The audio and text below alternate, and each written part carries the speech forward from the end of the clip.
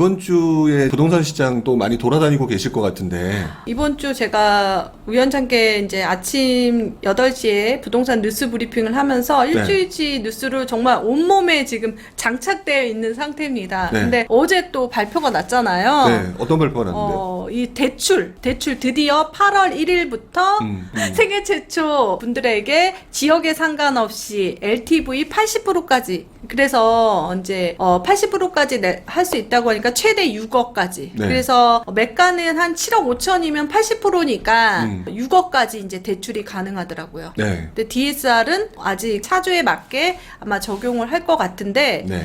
이 80%라니까 갑자기 40%에서 80%니까 느낌이 확 와닿는데 이렇게 LTV가 오르면 집값이 오르나요? 부룡님? 그게 제일 궁금해요. LTV가 오르면 집값이 오를까요? 원래는 올라가는 게 정상적인 구조였을 것 같아요. 정상적인 구조인 것 같은데 저 개인적인 생각으로는 지금 생각보다 지금 현재 심리 위축이 상당히 조금 크다라고 좀 보고 있고, 그렇기 때문에 저는 LTV가 올라간다고 해서 우리 초보자분들이 집을 사겠다라고 생각하는 부분은 조금 시간이 걸릴 수 있겠다라는 생각이 일단 들어요. 왜 그러냐면 일단 그것보다 더 큰 문제가 금리 인상이잖아요. 금리 인상이고, 더더구나 또 미국에 계신 분께서 뭐 연준 의장님 뭐 계속 뭐 올린다는 얘기도 계속 하고 뭐 이렇게 얘기를 하니까 사람들이 심리적으로 조금 위축되는 상황이 있을 거라 LTV가 올라가는 것 자체가 직접적인 영향을 올해 하반기까지는 그렇게 쉽게 주지는 않을 거다 싶은 생각은 들어요. 다만 LTV 자체가 올라가게 되면 세계 최초나 지금 말씀하셨던 그런 분들이 집을 구입하게 되는데 분명히 그 영향도는 있거든요. 영향도는 있는데 그 영향도에 있는 그 대상 지역이 어디가 될 거냐. 아, 그거 되게 중요하네. 네.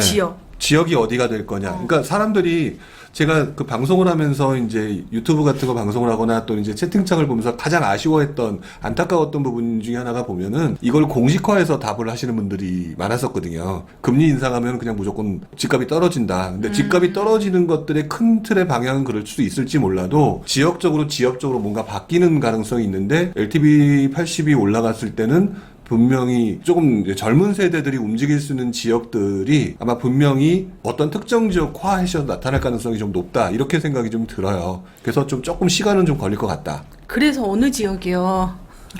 제 잘 물어봤죠? 그래서 어느 지역이요? 신사임당님보다 더해. 일단 솔직하게 말씀을 드리면 지금 현재 제 생각이 정리가 되거나 그런 상태는 아니에요. 근데 생각이 정리가 된 거는 아닌데 일단 생애 최초를 구입하려고 하시는 분들의 자금 상태가 좋지는 않을 것이다. 그쵸. 좋지는 않을 것이다. 그리고 두 번째로는 집을 사려고 하는데 굉장히 부담스러울 것이다. 이것들이 분명히 있을 거기 때문에 저는 개인적으로 생각하기로는 일단은 서울이라고 하는 부분은 외곽 쪽에 지금 움직임이 조금 더 강해질 것 같은데 저는 지금 가장 많이 떨어지는 노도강을 유심히 보고 있어요. 아, 노도강, 네. 노원, 도봉구, 강북구. 네. 지금 가장 좀 많이 떨어진 지역이잖아요. 네, 그렇죠. 그렇지만 이제 대출을 해주면 이쪽 부분이 오를 가능성이 있다. 그러니까 서울에서 중위권에서 중하위권 이쪽 부분이 조금 지금 LTV 80%의 수혜 지역이라고 생각하시는 거죠? 네, 왜 그러냐면 네. 본인들은 이걸 갖다가 스스로 기억을 잘 못하시는데 이런 부분이 있어요. 우리 그동안 서울이 오르니까 경기도가 오르고 경기도가 오르니까 그러니까 경기도 중심부가 오르니까 경기도 외곽이 올라갔잖아요. 이게 어떤 공식화돼서 막 뭐 움직이는 것처럼 생각하시는 분들이 되게 많은데 그게 아니라 돈이 없고 올라가니까 가능성 있는 대상 지역을 찾는 거였어요. 찾는 거. 그 찾는 과정에서 발생된 문제거든요. 발생된 현상인데 지금 현재 노도강이 되게 많이 떨어진단 말이에요. 노도강이 되게 많이 떨어진다라고 얘기를 하게 되면 지금 1차적으로 사람들이 되게 부담스러워서 노도강을 안 보게 될 가능성이 높아요. 떨어져서? 네, 떨어지니까 떨어지는 칼날은 피해야 된다. 네네네. 약간 이런 생각을 하는 경우가 네네. 상당히 많다라는 거죠. 네. 근데 문제는 그건 것 같아요. 누군가는 모든 사람이 집을 사는 건 아니니까 누군가는 그랬는데 경기도 가기는 싫고 서울 중심부는 들어가기 어렵고 대출이 이제 어느 정도 나올 수 있는 상황이 되었다. 근데 마침 그 상황에서 노도강이라고 하는 지역이 굉장히 많이 떨어졌다. 그러면 누군가한테는 그 지역이 내가 꽁 대신 닭 닭 중에서도 약간 오골계급에 해당되는 지역이면 틀림이 없어라는 생각으로 바뀌게 되는 경우가 상당히 많다라는 거거든요. 그래서 저는 오히려 많이 떨어진 곳들에 대해서 자꾸 여러분들 이제 방송에서 많이 보셨을 때 그런 얘기들을 아마 딴 데서 많이 들으셨을 텐데 떨어지는 동네를 피하는 것처럼 표현을 많이 하시잖아요. 네. 저는 오히려 떨어지는 동네가 원래부터 기본적으로 사람들이 선호하는 입지가 좋은 곳이었다면 원래부터 특히 이제 노동강 같은 경우죠. 네. 이제 그런 지역 같은 경우는 오히려 이때가 기회일 것이다라고 생각을 해요. 그렇게 따지면 경기도권에서도 지금 현재 많이 떨어지는 곳들. 어디죠? 뭐 대표적인 게 동탄 같은 경우 아닐까요? 네. 동탄 같은 경우가 그럴 것 같다라는 생각이 들고 그 다음에 이제 또 이제 얘기가 많이 나오는 지역이 인덕원 뭐 이런 것들 지역들은 생각하시는 부분들은 조금 저랑 다를 수 있겠지만 그럴 것 움직임이 나타날 거기 때문에 괜찮을 것 같다는 생각이 들고요. 지금 두 가지를 또 눈여겨보고 있어요. 어디요?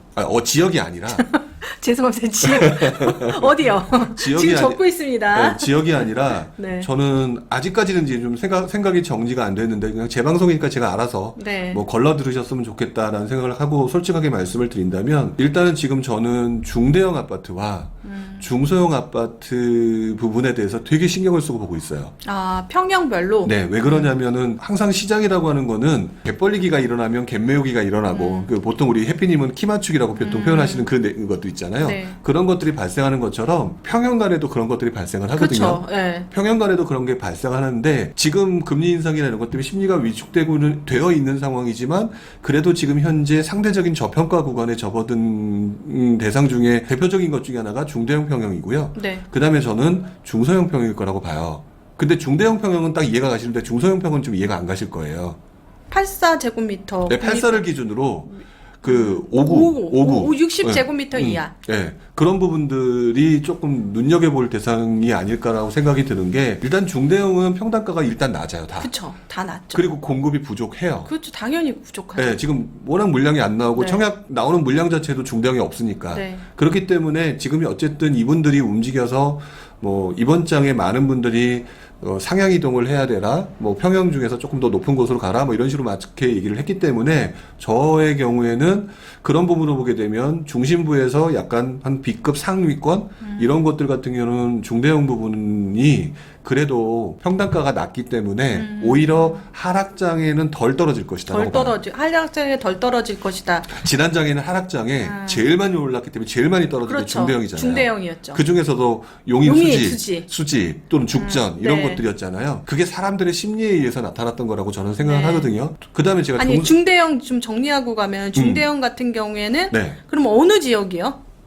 지역. 지역이요? 여기 오신 분 다 그러니까 부동산 초보자분이니까 지역을 얘기해 주시면 이해가 쉬울 것 같아요. 네. 그러면 지난 장에는 이제 중대형이 많이 올랐다 많이 떨어진 데가 네. 우리 버블세븐 안에 들었던 용인 수지나 죽전이었는데 음. 지금은 중대형이 더 안 떨어질 거다라고 얘기를 하시는 거잖아요. 떨어지더라도 또 덜 떨어질 거다. 거. 그런 지역이 그러면 어디일까요? 일단 기본적으로 사람들이 선호했던 곳. 선호했던 곳. 네, 뭐 흔히 알고 있는 강남이라든지 평촌이라든지 강남, 평촌, 분당이라는 분당. 곳은 이미 기본적으로 좀 어느 정도 중대형이 올랐어요. 어느 정도 이제 올라왔어요. 올라오고, 네. 그래서 걔네들 같은 경우도 어느 정도 도움이 될 거라고 생각이 들고요. 그 다음에 우리 지난장에 보통 얘기하는 지금 좀 전에 얘기하셨던 용인 같은 버블세븐 지역. 버블세븐 지역들 같은 경우는 사람들 회복도 많이 안 됐는데. 네. 네, 회복이 많이 안, 그전 장보다 그렇게 회복이 이제 될까 말까 하는데 지금 정체되어 있거든요. 그러니까 제가 말씀드리는 게 그럼에도 불구하고 84 기준은 많이 올랐잖아요. 그렇지. 84 기준은 많이 올랐다는 거죠. 그럼 84가 더 오르기는 쉽지가 않다라는 거죠. 저 이거 뉴스 나왔어요. 이번에. 뉴스가 뉴스에 나왔어요? 나온 게 뭐냐면, 정부별로 노무현 정부 때 84형 그걸 분석하고 이명박 박근혜 문재인인데, 여기서 보면은 한 50% 올랐어요. 네. 노무현 때. 이제 84 기준이, 이명박 때는 6%. 네. 그리고 박근혜 정부 때 20% 올랐다라고 하고, 문재인 정부 때 100% 올랐대요. 84제곱미터만 정리를 하는데 그걸 기사를 딱 보고 84제곱미터 오버슈팅 됐구나. 딱 느낌이 오는데 그 맞아요. 얘기죠. 네, 맞아요. 그 얘기입니다. 제가 정리 잘했죠? 84가 지금 많은 분들이 많이 올랐기 때문에 지금 뭐 되게 많은 지역이 떨어지고 있잖아요. 그렇죠. 근데 그 부분이 아마 대체적으로 대부분 다 많은 사람들이 84를 기준으로 움직였었잖아요. 84를 기준으로 움직였으니까 그 84를 기준으로 생각하게 되면은 84보다 사실 약간 높은 수준밖에 안 되는 지역들이 은근히 많아요. 그쵸. 중대형 같은 맞아요. 경우가. 그러면은 원래는 중대형하고 중형하고 가격 차이가 어느 정도 벌어져 있는 게 정상적이어야 이만큼 해야 되는데 되는데 이번 장에 이건 올라온 거지. 이번 장에 지금 현재 모습은 84가 치고 올라왔으니까 결론은 아직 안 났지만 오버슈팅의 가능성이 있다라고 보여지는 거고 오히려 중대형 같은 경우는 오버슈팅이 아닐 가능성이 높다라고 보는 거죠. 그러면 거꾸로 떨어지게 되면은 84가 오버슈팅 난 만큼 더 떨어지는 거고 중대형은 덜 떨어질 가능성이 있다라는 거죠. 그러면은 오히려 이런 지역들 같은 경우 그렇다고 해서 또 중대형이라고 하면 아 불용이 중대형 얘기했어라고 해서 그렇지. 지금 중대형 사러 가야 돼요, 여러분. 중대형 사라고 해서 아무 데나 하는 게 아니라 어디요? 오늘 왜 이렇게 급하죠? 지금 계약하러 가야 돼요. 제가 볼 때는 아까 말씀드렸던 것처럼 지금 서울에서도 가장 많이 오른 지역인 강남이라든지 또는 경기도에서도 가장 많이 올랐던 평촌이나 분당 중대형들보다는 그 전 단계들, 다음 단계들, B급들 그런 쪽과 버블세븐 지역이 조금 더 나을 거라고 보고 있어요. 그러면 정리하면은 선호했던, 그러니까 원래 대형 평수를 선호한 지역보다 네. 조금 그 밑에 지역이면서 84제곱미터 그 평이 너무 오버슈팅된 지역. 맞아요. 그렇게 보시는 게 좀 더 나을 것 지금 같아요. 눈빛으로 보내잖아. 그래서 어디요? 생각해보면 용인 수지나 죽전 쪽이 네. 또 사실 84제곱미터 같은 경우는 많이 올랐는데 중대형 부분은 이제 덜 올랐고 그런 부분도 있다라고 이렇게 생각하시는 거죠? 네, 그렇죠. 그 대신 이제 중대형이라고 얘기를 했다고 흔히 말하는 대부분의 사람들이 조금 선호하지 않는 곳의 중대형은 아직까지도 리스크는 있다고 봐요. 일단 뭐 시장 자체가 별로 좋지는 않으니까. 그래서 맞아요. 예전에 한 3, 4년 전인가요? 4, 5년 전인가 인천 중대형때 한동안 유행했던 적이 있었잖아요. 깜짝 놀랐습니다. 인천 중대형까지 갔더라고요. 네, 인천 중대형이 했는데 그게 순수하게 입주 물량만 보고 움직였던 어떤 패턴으로 사람들이 들어갔는데 결론적으로 말하면 힘들었잖아요. 네. 결국 이게 무슨 말이냐면 제가 생각하기로는 그 부분으로 조금 접근하시는 게 맞다는 거죠. 지금 현재 외곽 지역은 중대형은 조금 아니지 않느냐. 그렇구나. 아예 외곽 지역은. 그러니까 아예 외곽 지역은 좀 네네. 조심하셔야 되고, 네네. 그리고 이제 중대형 부분은 이제 풀었으니까, 이제 중소형 부분, 그러니까 60제곱미터 이하 부분은 네. 왜,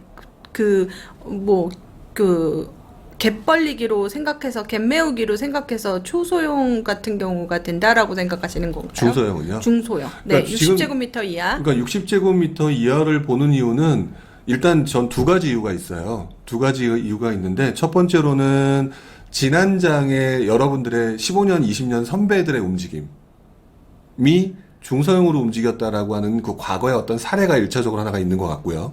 전에요? 네, 전에. 아니, 저희 엄마, 2010년도에 중소형 샀거든요. 네. 일부러. 그런 이유가 여러 가지가 이유가 있었는데 세금 부분도 있었고 값이 비쌌고 그런 부분도 있었어요. 그때 당시에 그래서 중소형이 오를 거라고 더 오를 거라고 그래서 거의 그러니까 60제곱미터 이하를 그러니까 샀고 그때 당시에 재건축 재개발에서 조합원 분양을 다 59로 선택한 거예요. 맞아요. 그때 엄청나게 많이들 그랬죠. 그때 그 선택했던 게 제가 갔을 때 안양 지능아파트. 거기 갔더니 다 59로 선택한 거예요. 네, 맞아요. 왜냐하면 그 앞에 그 헬리오시티가 아니죠? 그 메가트리아. 메가트리아가 덕천지구가 네. 59제곱미터는 피가 이만큼인데 84는 마이너스가 난 거예요. 그러니까 옆에 있는 신청을 하려는데 누가 84를 신청하겠어요. 맞아요. 그래서 그때 분위기가 다 59제곱미터를 했거든요. 그게 이제 왜 그런 거였어요? 그러니까 그게 뭐냐면 그 사람들이 참 웃긴 게 네. 그 당시 상황만 기억하지 그 상황이 왜 만들어졌는지에 대한 것들은 사실 기억을 잘 못해요. 근데 그 상황이 만들어진 부분을 제가 조금 더 네네. 집중을 해서 지금 생각을 해보는 거거든요. 네네. 물론 이제 제가 두 가지 이유가 있는 것 같다라고 말씀을 드리는 가운데서 첫 번째 이유가 과거의 사례라고 지금 통쳐서 말씀을 드렸는데 과거에 중소형이 유행을 하기 시작한 것은 제 기억으로는 2007년부터예요. 그쵸. 네, 2007년부터 유행을 하기 시작했는데 2007년 상황을 잠깐 돌아가서 이야기를 해보게 되면 2007년 1월 달에 정부가 그때 대출 규제라고 하는 규제가 나와요. 강력한 규제가 나오죠. 그 다음에 그해 9월 달에 분양가 상한제를 실시한다라는 얘기가 나와요. 그러니까 그 전까지는 분양가 상한제를 실시하지 않다가 그러다 보니까 그 2007년 당시에 9월 이전에 건설사들이 엄청나게 분양을 분양 엄청 많이 했어요. 밀어냈어요. 네, 맞아요, 예. 맞아요. 그러다 보니까 그때 나왔던 대표적인 현상이 고분양가예요. 그쵸. 네. 그때 미분양 살짝 나기 시작했죠. 네, 그때부터 미분양이 급증하기 시작을 했는데 급증하는 과정이 2007년에 갑자기 없던 미분양이 급격히 다 났거든요. 그때 상황을 돌이켜 보면서 사람들이 그런 생각을 한 거예요. 야, 대부분 다 보면 그 당시에는 8사 아니면은 중대형 평형에 관심이 높았던 상황이니까 너무 비싸게 분양을 하고 그러니까 상대적으로 가격이 싸고 대출 규제 때문에 너무 힘들고 근데 집은 사야 되겠고 이러니까 사람들이 그러면은 중소형 근데 그 사람들이라고 표현했던 이 말이 그때 약간 지금하고 비슷한 2030과 같은 좀 젊은 세대들이 많았었거든요. 이 사람들이 움직이기 시작했는데 이 사람들이 그때 움직이면서 선택한 지역이 바로 또 노도강이었단 말이에요. 그래서 2007년도에 노도강이라는 단어가 그때 아마 신조어로 생겨요. 노도강이라는 단어가 그 전까지는 움직이지 않았던. 근데 노도강도 보면 중소형 아파트가 많잖아요. 많죠. 대부분이죠. 네, 중소형 아파트가 많으니까 그 전까지 쳐다보지 않았던 근데 인프라는 괜찮은 이런 쪽으로 중소형 아파트가 가면서 굉장히 많이 오르고요. 굉장히 많이 오르다 보니까 이것 봐라 옛날에는 몰랐는데 앞으로는 그리고 지금은 중소형 아파트가 오르네 뭐 이런 것들 때문에 또 사람들이 지난 시절에 있었던 상승에 관련된 것은 망각해버리고 중대형에 대한 관심도는 사라져버리고 다시 소형 아파트, 중소형 아파트에 하는 관심인들이 2007년부터 높아지기 시작했거든요.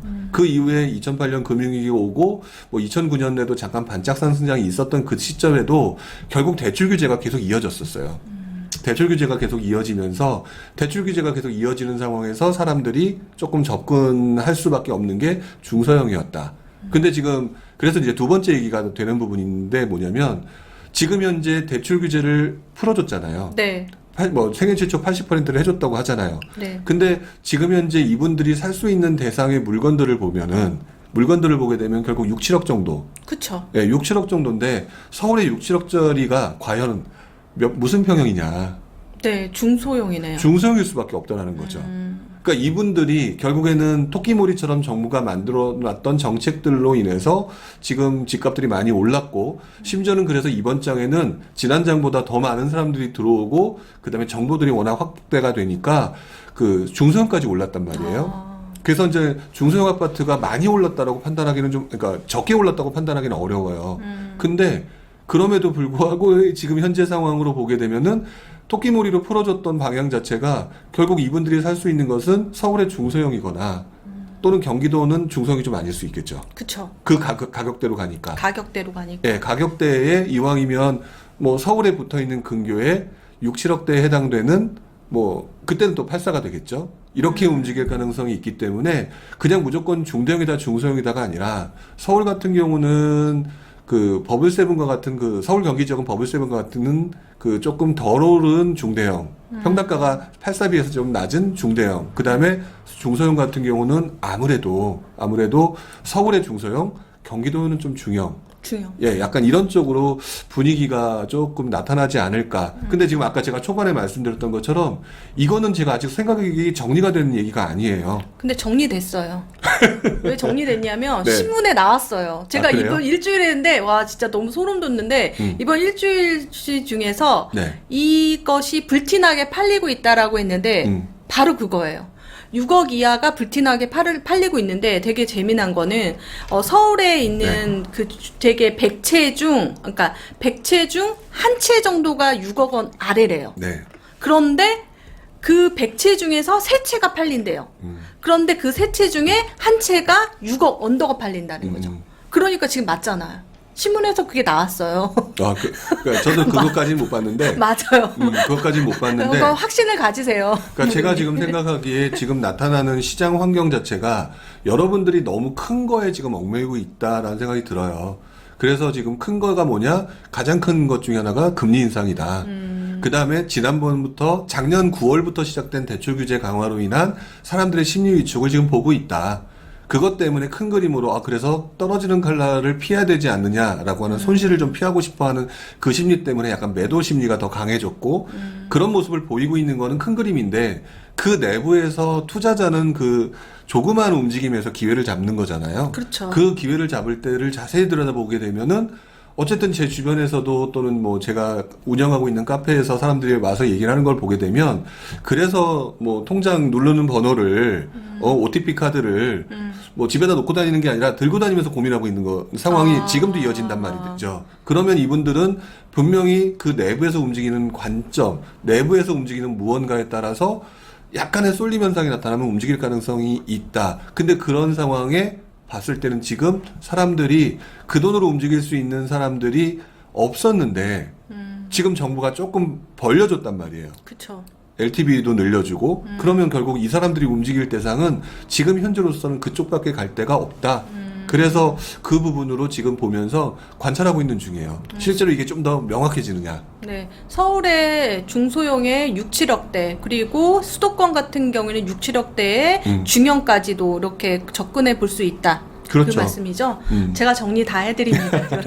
여러분들도 부룡님 하는 말 중에 핵심을 읽어야 돼요. 행간을 읽어서 좀 정리를 해야지 여러분들의 포지션인데, 근데 이거는 사실 두 가지 관점으로 봐야 될 것 같아요. 실수요자 관점도 있고, 네. 이제 투자자 관점으로 또 봐야 되는 거가 있거든요. 그렇죠. 생애 최초는 지금 실수요자의 움직임이라고 하면, 뭐, 여기, 우리가 이제 수강생이라든지 부동산 관심층들이 이제 실수요자도 있지만 투자자도 있단 말이에요. 그러면 네. 투자자는 또 어떻게 행동해야 될까요? 지금 전 투자자는 조금 더 기다려야 된다고 생각이 들어요. 왜 그러냐면 지금 서울과 수도권의 가격대와 대출 규제와 각종 세금 규제가 제대로 해결된 게 아니잖아요.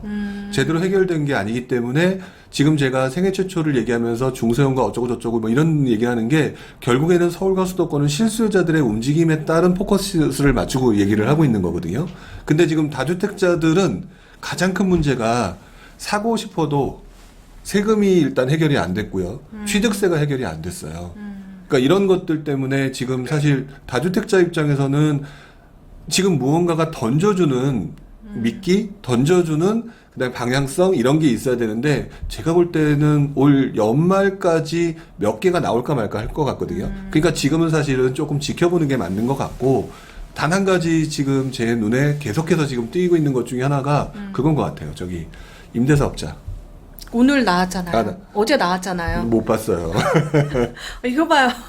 그냥 본인이 하고 싶은 말 하시면 이제 신문에 다 나오네요. 어제 이제 나왔습니다. 주거 민생 방안에 네. 세 가지인데요. 하나는 전세자금 대출, 버팀목 대출을 많이, 네. 그리고 이자를 동결하겠다라고 했으니까 이거 버팀목 전세자금 대출 이용할 수 있는 사람이 이용하고 두 번째로는 그 임대, 그러니까 자체 임대를 늘린다. 공적 임대도 늘린다. 그리고 민간 임대에 대해서 하겠다. 그래서 올해 말까지 그거 나온대요. 등록 임대 사업자를 어떻게 부활이죠. 항상 부활인데 그렇죠. 거기서 이제 워딩은 중소형이었고요. 60제곱미터 이하였고 아파트는 물음표 아직까지 뭐 빌라라든지 다가구 같은 경우에는 그렇게 한다라고 하고 세 번째로 같은 경우에는 전세 사기에 대해서 뭐 이렇게 얘기가 있더라고요. 네. 그래서 지금 투자자 입장에서 이제 등록 임대 사업자 얘기하셨는데 정말 많이들 투자자분들이 물어보시거든요. 그래서 등록 임대사업자 부활되면 어떻게 될까요? 그러니까 저도 이 내용을 네. 윤석열 대통령이 당선인 시절부터 얘기를 계속 하셨죠. 예, 계속 얘기를 해왔던 네. 부분인데 왜 그러냐면 이게 지금 투자자들한테 파급 효과가 크다고 보고 있기 때문이거든요. 그렇죠. 지금 당장의 사람들이 그래서 이 방송을 듣는 이 순간에 나 어디 투자해야 될까요를 자꾸 물어보시지만 그런 어떤 정책과 정책들이 쌓이면서 방향성이 나오는 건데 아직까지는 없었다라고 계속 말씀을 드린 거고 근데 임대사업자 제도가 딱 나오게 되는데 결국에는 지금 전 두 가지 큰 의미가 있다고 생각이 들거든요. 첫 번째로는 하락을 막는다. 하락을 막는다. 네, 많은 분들이 지금 얘기를 할 때 느끼는 거지만 금융위기급 하락을 많이 생각을 하세요. 그렇죠. 근데 금융위기급 하락은 사실상 이상하게도 요번에는 운때가 그렇게 맞아서 IMF 때와 2008년 금융위기라고 하는 연타석 삼진을 당했기 때문에 이번에도 또 개인적으로는 저는 연타석으로 삼진이 세 번째로 나오기는 어렵다고 보거든요. 그래서 저는 금융위기급 하락은 안 나올 거라고 봐요. 급기전직하라고 하는 부분. 더더구나 임대사업자 제도를 하게 되면 어쨌든 그것들이 중소형이든 어쨌든 간에 사람들로 하여금 지금 버틸 수 있는 힘을 주고 있는 약간 그런 어떤 뉘앙스가 하나가 있고요. 그 다음에 임대사업자 제도가 나오게 되면은 사람들이 투자할 대상이 나오거나 매도를 하려고 하는 부분을 뒤로 미룰 가능성이 되게 높거든요. 저는 매도하려고 하는 사람들, 우리가 급전직하가 나왔던 금융위기급의 급전직하의 그 가격 하락이 나왔던 가장 큰 이유는 투매 현상이었어요. 금융 시스템이 무너진 데다가 투매 현상이 나왔던 건데 내가 좀 더 기다려볼까? 라고 하는 건 투매 현상을 방지하거나 하방을 막아버리는 상황이 발생이 되거든요. 그러니까 저는 그렇다면 이 제도는 오히려 하락이 설사 온다 하더라도 급전직하를 할 수 있는 상황을 오히려 막으려고 하는 정부의 의도도 숨어 있다라고 생각하는 게 첫 번째고요. 두 번째로 임대사업자 대도를 하게 되면 이 얘기를 하기 전에 정말 많은 분들이 물어보는 것 중에 하나가 아직도 공시지가 1억 얘기를 많이 물어보거든요. 아직도요? 네, 아직도 물어보는데 그 물어보는 분들을 자세히 보게 되면 공시지가 1억 미만이 왜 테마가 되고 왜 올랐는지를 전혀 모르는 상태에서 공시지가 1억을 사서 돈을 벌었대더라라고 하는 결과물만 보고 얘기를 하는 건데 제가 그래서 답을 드릴 수 없고 저는 안 합니다라고 얘기를 했는데 만약 임대사업자 제도가 나왔는데 중소형이잖아요. 중소형이고 그리고 난 다음에 이 투자자들은 서울과 수도권에서 움직이기가 어려운 상황이면 지금 지방에서 움직여야 되는데 거기서 중소형에 대해서 약간 혜택이 나왔을 때는 특정 지역의 공시지가 1억 미만의 물건에 대해서는 다시 한번 투자자가 들어갈 수 있는 상황이 만들어질 수 있다라는 거예요. 그러니까 저는 그런 부분을 생각해서 일단은 임대사업자 제도라고 하는 부분이 올 하반기에 완전히 구체화가 될 거다. 구체화가 되면은 그때부터는 특히나 이제 지방 투자와 관련된 부분에 방향성이 열릴 거라고 보여져요. 그리고 그래서 그때쯤 되면은 지금 포항이 어때요? 울산이 어때요? 되게 많이 물어보시는데 지금은 솔직히 답하기가 다 어려운 구간에 접어들었고요. 현재로서는 임대사업자 제도 때문에 아직은 저도 지방 어디가 좋다라고 하는 거는 말을 못 하겠어요. 왜냐면 잘 모르겠어요. 다만 물량 자체가 줄어드는 동네가 많으니까 꽤 있으니까 그런 부분을 생각하면서 임대사업자 제도가 앞으로 어떻게 구체적으로 나오는지를 조금 더 생각을 해보셨으면 좋겠다는 생각이 들어요. 그래서 저는 이제 이건 뇌피셜인데 네. 공시지가 1억을 이제 취득세 때문에 그렇게 하잖아요. 네. 등록임대사업자를 만약에 내가 취득했을 경우 중소형에 대해서 좀 프리해지는 거죠. 그렇죠. 유해지고 근데 여러분 그 생각해 보시는 게 좋아요. 임대사업자 안 해보셨잖아요. 안 해보신 분도 많은데 10년 동안 보유한다 생각하면 아까 그 지방에 투자를 하는데 10년 동안 물량이 없어진 데를 어떻게 알겠어요. 그렇죠. 지금 뉴스 하나 찾았는데 강원도도 바로 오르니까 엄청 분양 때리잖아요. 맞아요. 내가 팔 때 해야 되고 내가 10년 동안 보유해가지고 그거를 이제 수익을 내서 해야 되는데 실제적으로 2011년도에 제가 2011년도에 임대사업자가 나와서 준공공 임대사업자 그때 나왔었어요. 네, 맞아요. 그러니까 딱 10년이 됐죠. 그래서 5%씩 증액만 한 거예요, 그 사람이. 네. 저는 그걸 다 추적하고 있었거든요. 네. 그래서 그 사람이 진짜 투자를 잘했나 생각을 했죠. 거길 들어간 게 진짜 잘했나. 근데 정작 10년 동안 많이 안 올랐더라고. 오르긴 했는데 5%씩만 계속 올린 거야, 그 사람은 전세를. 차라리 그게 무피 투자하고 투자가 안 들어가고 뭐 누수가 안 생기고 막 공실이 안 생겼다면 그럼 뭐 그냥 내가 가져가는데 그런 것도 생각해야 되는 거죠. 10년 동안 보유해야 된다는 그거. 그리고 사실 등록임대사업자 같은 경우에는 올해 말까지 뭔가 가시화적으로 나오게 되고요. 근데 되게 좋은 말씀 하셨는데 하락장을 막는 방패 역할을 하게 돼요. 이건 진짜 중요한 말인데 제가 느껴지니까 그래요. 지금 임대사업자에서 말소된 게 진짜 많은데 그 말소된 거 같은 경우에는 투매하고 있거든요, 저도. 투매해야죠. 지금 중과 그것 때문에 투매를 해야 되는데 그렇죠. 만약에 임대사업자가 부활되면 남편이 그러더라고. 다시 등록하라고. 그러니까 지금 말씀 그거 저한테 잘해주셨다고 그랬고 저도 잘해주셨다고 생각이 드는데 바로 그 부분이에요. 그거 진짜 중요합니다, 진짜. 진짜 중요한 게 흔히 말하는 급락은 진짜 투매 현상과 같이 연결될 수밖에 없거든요. 네, 맞아요. 근데 지금 정부가 바보 같은 행동을 그동안 되게 많이 한 것 같지만 정부가 진짜 바보는 아니라고 저는 생각을 하거든요. 지금 외국의 상황을 보면서 보게 되면 뭐 금리 인상이나 환율도 통화 수업 얘기도 나오잖아요. 그런 식으로 시장 자체가 불안해지는 경우는 국내 시장 자체가 안전하게 돌아가야 돼요.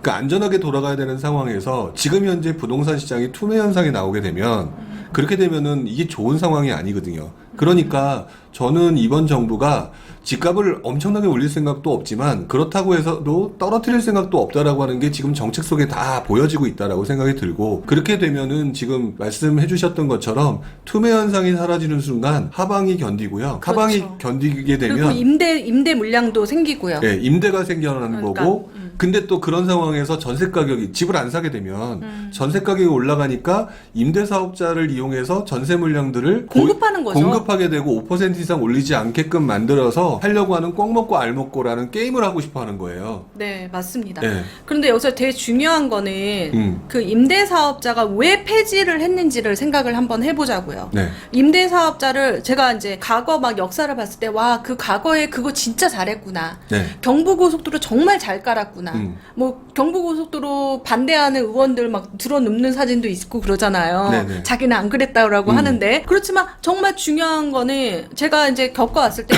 임대사업자도 해보면서 느꼈는데 와, 임대사업자라는 제도가 진짜 좋은 제도구나라는 거 저는 인정합니다. 그럼에도 불구하고 정부에서 왜 이렇게 싫어하고 안 좋게 생각하고 그랬냐면 두 가지 원인이 있었거든요. 네. 이유는 그거였어요. 세금을 약탈자 같이 표현했죠. 세금을 안 내게 하는 사람이다. 저 사람들은 세금을 내는 사람인데 그거 트릭을 써서 세금을 그러니까 안 걷게 된다. 네. 그게 이유가 하나였었고요. 네. 두 번째는 이유가 되게 하나 큰 게 있었던 게 뭐냐면 임대사업자 때문에 물건이 안 나온다.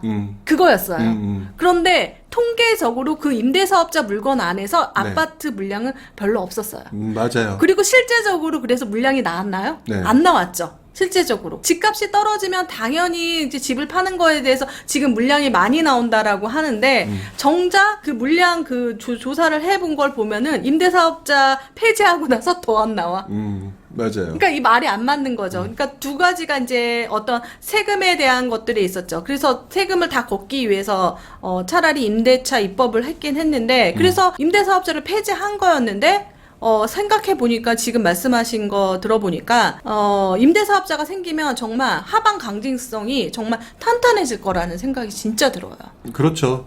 지금 현재 가격이 어쨌든 뭐 5억이 떨어졌네, 뭐 6억이 떨어졌네, 자꾸 이런 내용들이 결국에는 지금 투매 현상이거든요. 그렇지, 그렇지. 이 투매 현상이 진짜 침체장에 빠지게 되게 되면은 지금보다 걷잡을 수 더 없어. 떨어지는 성으로 떨어지게 되면서 전세가 수준까지 떨어지는 상황까지 올 수가 있을 그렇죠. 거예요. 근데 이분들의 심리를 지금 은근히 바꿔놓고 있고 기대를 하게 만들면 아니 해피님 입장에서도 원래 팔려고 마음먹었는데 임대차업자 제도가 나오는 걸 보고 그때 생각을 할래라고 생각하지. 진짜요? 지금 그래서 그건 모르겠고 지금 팔겠다 이러진 않을 거라는 안 와요. 거죠. 왜냐하면은 매도의 특성이 있는 거예요, 여러분들이. 매도의 특성을 알지 매수의 특성을 아는 거예요. 매도의 특성은 뭐예요? 이익 실현. 맞아요. 그리고 뭐 안 오를 것 같아서 그런 것도 있고 지금 내가 세 번째 이유가 되게 많이 커졌던 거는 세금에 대한 이유가 되게 많이 커졌어요. 그렇죠. 그것도 있어서 이렇게 이제 매도에 대해서 그렇게 생각하는데 임대사업자를 하게 되면 조금 이게 상세가 되고 기간이 길어지고 그러니까 시간 투자, 장기 투자로 가게 되는 거죠. 건전한 투자가 된다고 생각이 듭니다. 네, 하여튼 그래서 저는 임대사업자 제도 자체를 보면서 많은 분들이 또 이제 실제로 우리 쪽 그 부동산 쪽에 관심 있는 분들이 아닌 분들은 왜 그런 걸 하느냐라고 얘기하는데 이게 굉장히 유리한 제도예요. 세입자분들한테. 엄청 유리합니다. 저 아침 10시에 내고 11시에 계약 1시간 만에. 그리고 사장님한테 사장님만 드릴게요. 오늘 하루. 네. 어떻게 와서 계약했어요? 라고 물어봤어요. 그 사람이. 네. 그래서 다 부동산에 가장 싼 전세를 찾기 위해서 전화번호를 다 남기고 가신 분인 거예요. 그리고 바로 계약하시더라고요. 제가 최근에 임대사업자 물건을 전세를 내놓을 때 임대사업자 물건이라니까 제 물건이 가장 먼저 전세가 빠졌습니다. 그러니까 좋은 거예요. 그만큼 이게. 좋은 거예요. 세입자한테 엄청 좋은 거예요. 이사에 대한 스트레스가 없잖아요. 그러니까 투자자 입장에서는 뭐 그런 것들이 조금 좀 약간 부당하다고 느껴지는 부분도 있겠지만 시장 전체로 보면은 시장을 안정시키는 데 분명히 도움이 되는 거거든요. 그러니까 저는 그래서 임대사업자 제도가 나중에 또 실망하실 수도 있겠다는 생각이 들어요. 근데 왜? 제가 추적했잖아요. 투자자 입장에서는 실망할 수도 있다. 맞아요. 근데 잘 생각하셔야 될 게 뭐든지 그 좋은 게 있으면 나쁜 게 있는 건데 하지만 임대사업자 제도가 여러분들이 지금 현재 걱정하시는 하락이라고 하는 부분을 방어하는 데만큼은 이처럼 좋은 제도가 없을 것이다라고 좀 보여지기 때문에 조금 마음을 편안하게 가시는 게 맞는 거고요. 저는 이번 장을 보면서 이거는 진짜 왜곡돼도 정말로 너무 왜곡됐다라고 보고 있어요. 정말 이상하다. 왜 그러냐면 어떤 거요? 가장 대표적인 게 거래량이에요. 저 아까 기사를 봤는데 대한민국 건국 이래 서울의 역대 최저 거래량이라고 합니다. 그러니까 가장 큰 문제가 좀 그건 것 같아요. 그래서 지금 많은 분들이 두려워하시는데 역대급 최저 거래량이 상식적으로 생각을 해보면 금융위기 터지고 난 다음에 2008년 9월 15일 그때 터지고 난 다음에 10월, 11월, 12월 달의 거래량과 일반적인 지금 거래량을 비교하게 되면 어느 게 많아야 되는 게 정상일까라는 걸 한번 생각해 보자는 거죠. 그래서 저도 그 거래량을 비교를 했는데 제가 어떻게 이제 카락장 때 견뎠던 거래량의 수치가 있었어요. 어떤 네. 거냐면 제가 경매를 입찰을 갈 때 네. 그 세대수가 있으면 그 세대수의 10%가 거래가 된 데를 실수요자 아파트라고 저는 정의를 내리고 네. 진짜 그 아파트만 입찰하고 정말 그거는 매도도 잘 되고 전세도 잘 나가더라고요. 네. 그래서 제가 이번에 정말 그런가 이거를 한번 내가 그때 하락장 때 썼던 수치를 이번에 한번 해봤더니 웬걸 10%도 안 된다는 지가 너무 많은 거예요. 그 말이 안 되는 거예요.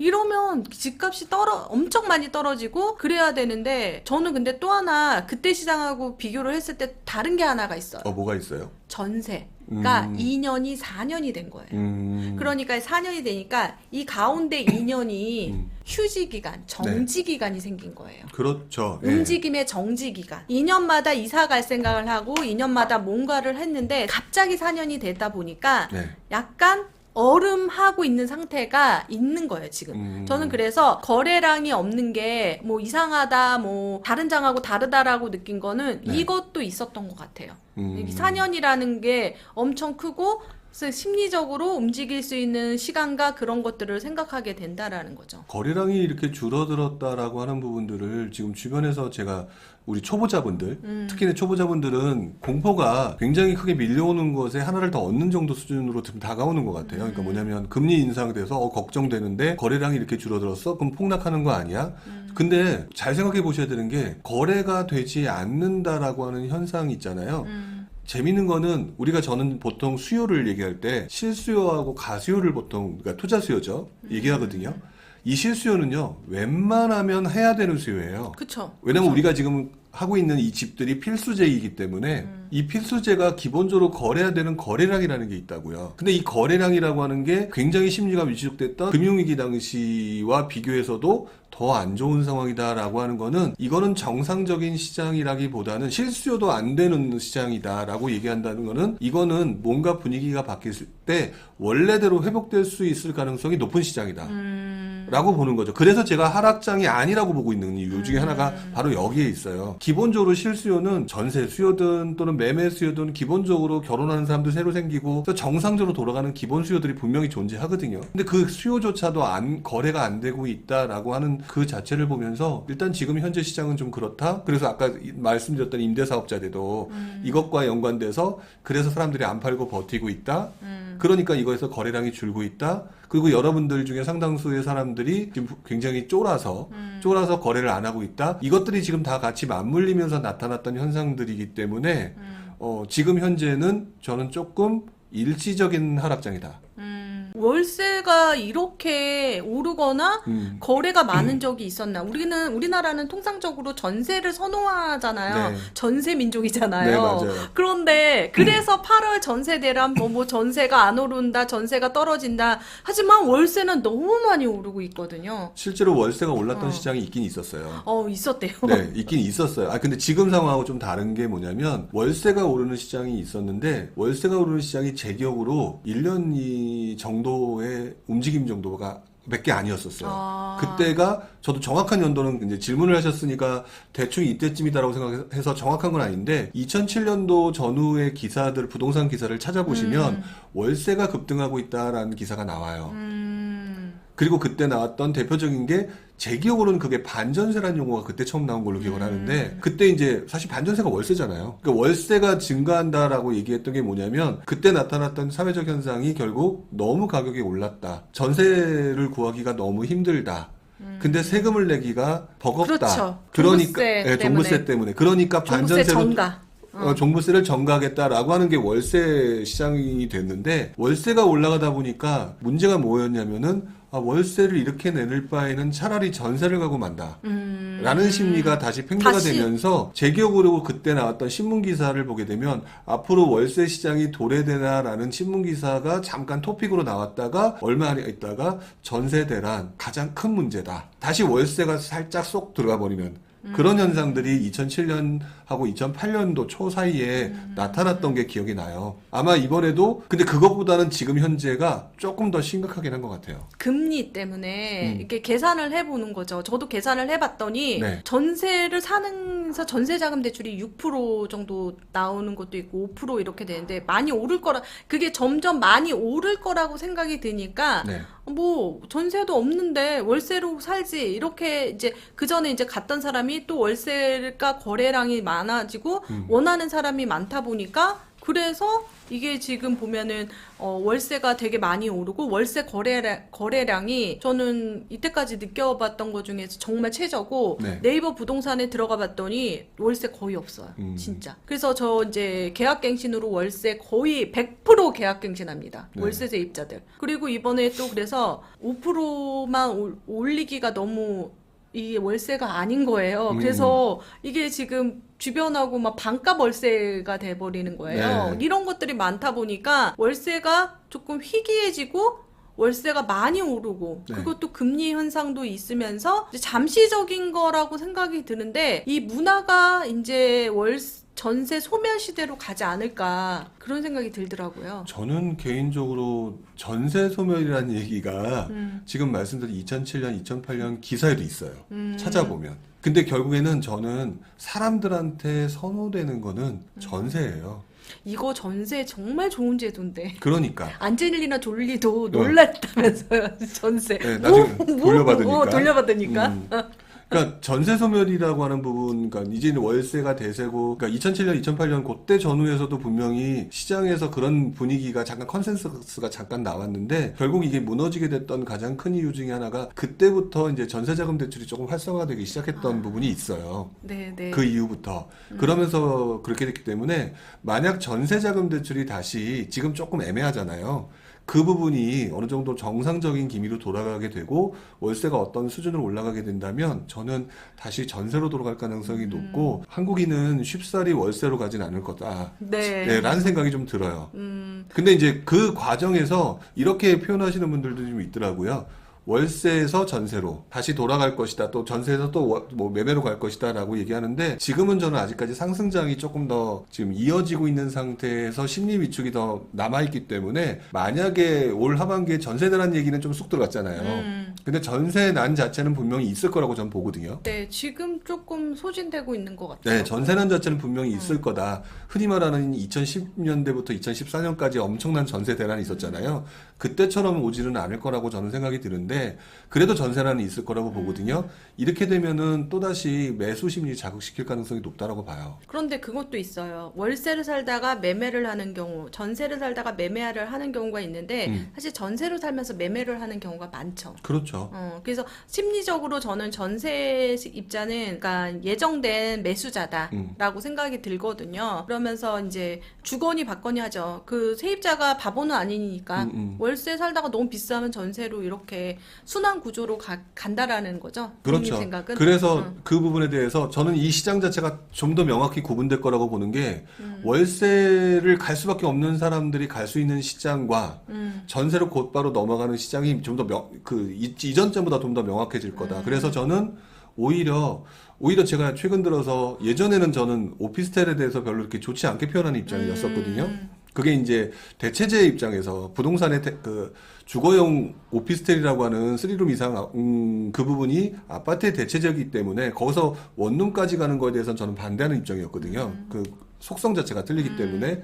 근데 요즘에는 그 월세라고 하는 문화가 정착되고 이분들이 살 수 있을 것들은 소형 오피스텔 같은 그쵸. 경우들 또는 빌라 일부 지역들 같은 경우는 그대로 고착화가 될 것 같아요.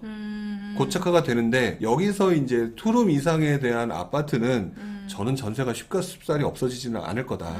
쉽게 없어지지 않아요. 질문이 있는데요. 네. 광주광역시는 신축 신고가를 낸 이후에 잠잠하다가 구축이 신고가를 갱신하더니 이제는 비과세 신축 물량이 급매로 엄청 많이 나온대요. 입주량도 많아서 전세도 완전 바닥인데 신기한 시장이라고. 이게 신기한 시장이 아니라 좀 정상적인 시장 아닌가요? 예, 정상적인 시장이라고 보셔야 돼요. 이게 그러니까 내 기준에 내 감정으로 보게 되면은 나는 올라가야 된다고 믿기 때문에 이게 비정상 시장으로 보일 수 있지만 신축이 먼저 오르고 난 다음에 그다음에 구축이 오르는 거는 당연한 거고요. 지금 광주광역시 잘 가고 있는 건가요? 그리고 이제 광주 같은 경우는 그 어떤 시장보다 저는 광주가 가장 순수한 시장이라고 생각해요. 아, 진짜 순수하네요. 네. 맞는 말이에요. 그러니까 정상적인 시장이라고 저는 생각이 돼요. 네네네. 그러니까 그러고 난 다음에 이제 돈을 좀 많이 벌었던 분들 비과세 물량들이 나와야 되는 상황에 맞네요.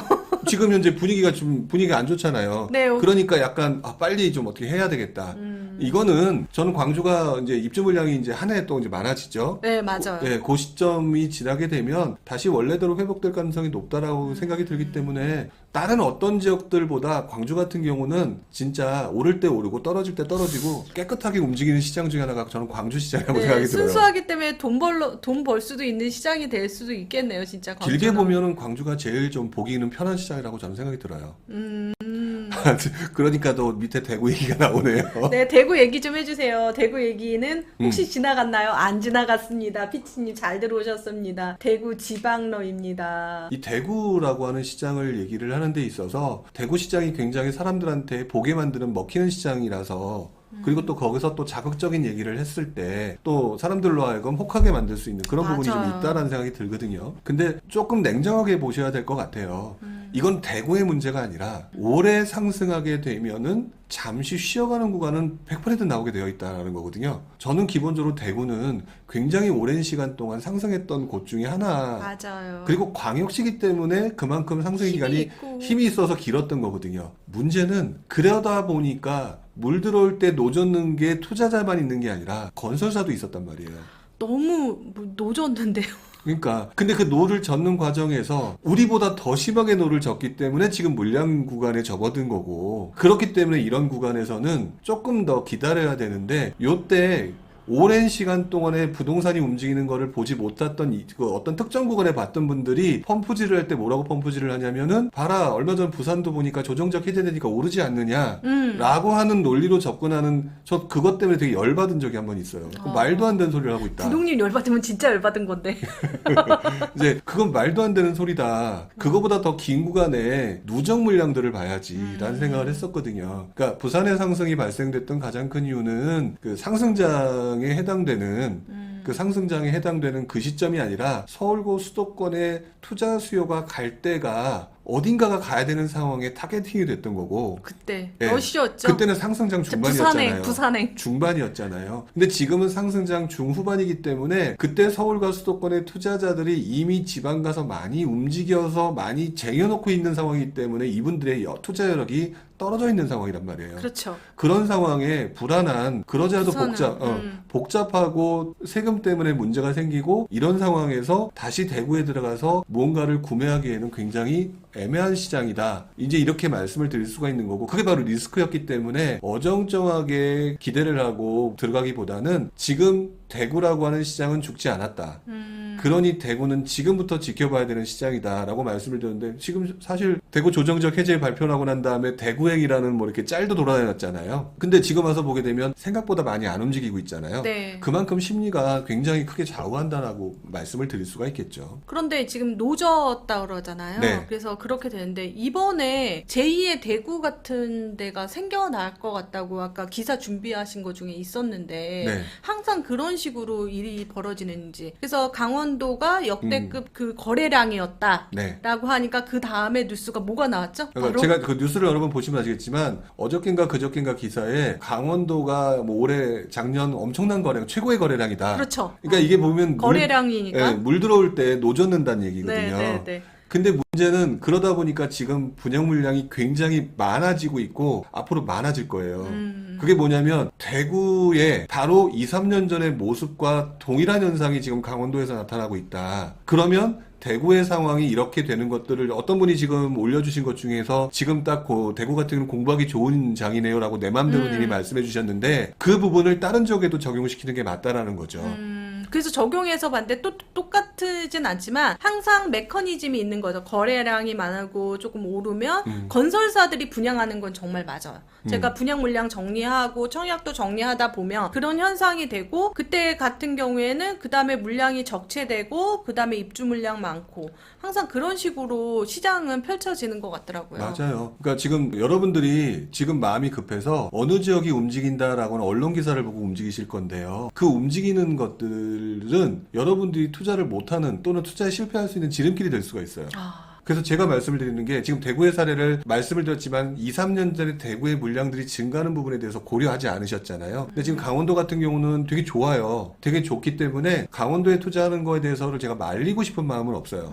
문제는 강원도가 그렇게 하기 때문에 나와 비슷한 생각을 가진 건설사들이 그쪽에 물량들을 지금 현재 계속 만들어내고 있고 앞으로 쏟아낼 가능성이 있다라고 하는 기사까지 나왔거든요. 그렇다면 앞으로 2, 3년 후의 상황이 어떻게 될 건지를 생각해보고 나는 어떻게 그러면 전략을 펼쳐서 언제 빠져나가고 언제부터 장기 투자를 할 것이며 이런 것들을 조금 생각을 해야 되는 건데 되게 단기적으로만 판단하고 접근하신다는 게 좀 안타깝다는 거죠. 아마 확인해 보시면 알겠지만 강원도 지금 되게 잘 나가고 있고 전북 되게 잘 나가고 있잖아요. 그렇다고 해서 무조건 들어간다가 아니라 들어가는 건 좋다. 근데 그 물건들을 매도할 만한 시점, 내가 나중에 매도할 때 수익을 보는 시점에 물량이 어떻게 될지 이런 것들은 조금 좀 생각하고 들어가셨으면 좋겠는데 요즘 저한테 물어보시는 분들도 그것만 물어보세요. 무엇을 사냐? 여기 괜찮냐? 그러다가 저한테 혼나시는 경우도 있죠.